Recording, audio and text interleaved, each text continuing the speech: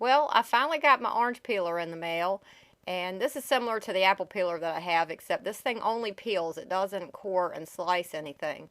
And you know me, I'm going to be honest about this.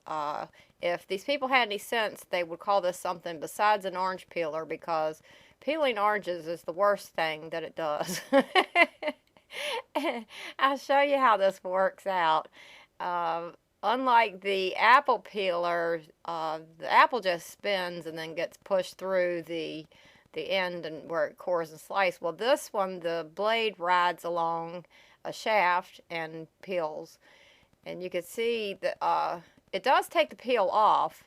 And they claim that it's best to do a thin peel at first and then run it through a second time and take the pith off. Well, it took some of the pith off, but not all of it. It still didn't go deep enough to get all of that rind type, I don't know what you call it. But it didn't take it all off, and then it started clogging up in the blade as I went. And so you can adjust the blade to different thicknesses. So after this one never did get very complete. As you can see, it keeps clogging up on me.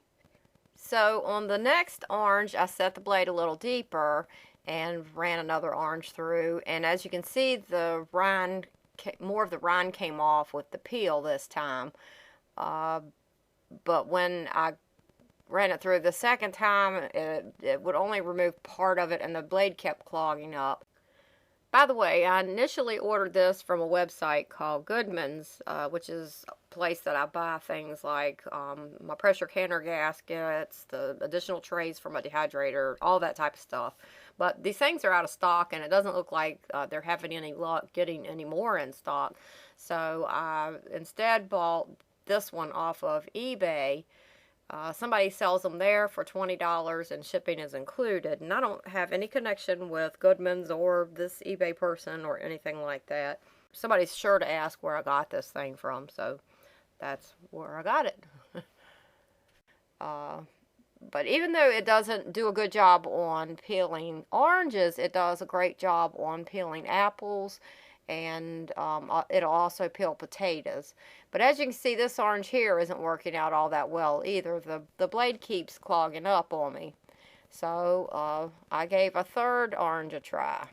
This one rung off on the end, and this was a common complaint that I saw in reviews that people had on this thing. And they also said that the oranges would collapse in the middle. I don't know if this is what they were talking about or not. But once the end falls off or comes kind of separated from the orange, then it's kind of all lost at that point. But here's how the third one goes. And as you can see, I was down past the pith on this one. I had adjusted the blade deeper, and you can see how that went.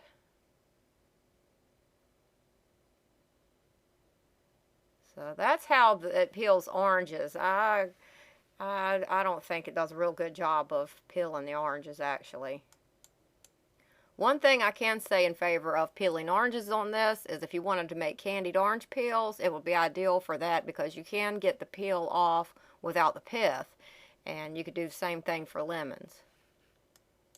Now let's peel an apple in this thing. And as you can see, that blade rides along that rod on the bottom and travels down the side of whatever fruit you're peeling.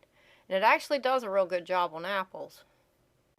And here's another apple, and this one was kind of oddly shaped, but it still did a good job. It got all the peel off of this one.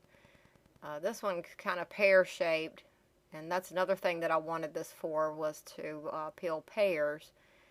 But as you can see, it did a real good job of taking all the peel off. So now I'm going to try a potato, and this, they have eyes in them and dips and all, and it turns out this was too long for the machine, so I had to cut the potato in half. As you can see, though, it does a pretty good job of peeling potatoes, even with the eyes and all. There wasn't a whole lot left that I would have to peel off. I would have to peel the ends and just a few little places there, but that's not a bad deal for potatoes, in my opinion. And here's how the other half went. It actually took everything off of them, this other half. So I'll definitely use this to peel potatoes for canning potatoes. So that's how the orange peeler worked out, and on the whole, I'm happy with this little gadget, but I definitely would not call it an orange peeler. Hope it helps.